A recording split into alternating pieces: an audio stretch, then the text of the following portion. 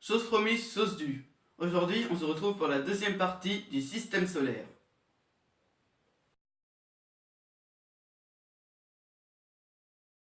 Pluton est la première planète du système solaire lointain. Un an, il dure 90 500 jours. Elle fonce dans le cosmos à 18 000 km/h. C'est une planète naine. Elle a été découverte seulement en 1930. Son diamètre est de 2500 km environ. Elle est essentiellement composée de glace et de roches.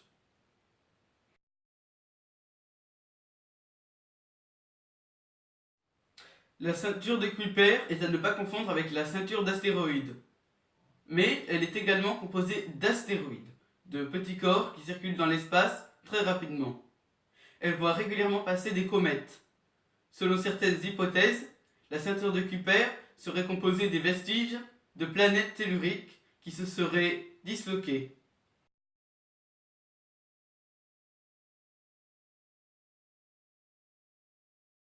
Haumea est l'un des objets les moins connus du système solaire.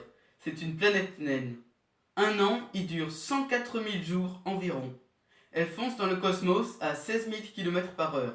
Elle a deux lunes, Iyaka et Namaka. D'après de récentes études, il semblerait que cette étrange planète en forme de dragée soit dotée d'un anneau.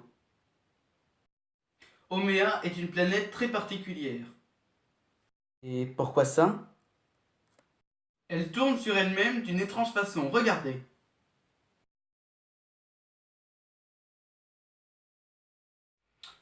Comme elle tourne très vite sur elle-même, elle a été déformée par sa propre force centrifuge. Elle n'a été découverte qu'en 1995. À la base, le nom Haumea désigne la déesse polynésienne de la fertilité. Les noms de ces deux satellites, Namaka et Iyaka, sont normalement les enfants de la déesse.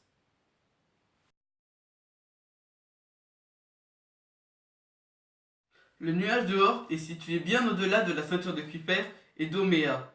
Il est distant d'1 à 2 années-lumière du Soleil. Il est peu connu aujourd'hui, mais je peux tout de même dire qu'il est composé essentiellement de glace d'eau et de roches. Et le nuage de Oort est le plus grand ensemble connu dans l'univers. Le Soleil en est le centre. Ses frontières s'étendent jusqu'à 2 années-lumière. Voilà, c'est fini. J'espère que ça vous a plu. N'oubliez pas, moi je lis Science et Vie et je suis bien instruit. Allez, à la prochaine. Portez-vous bien.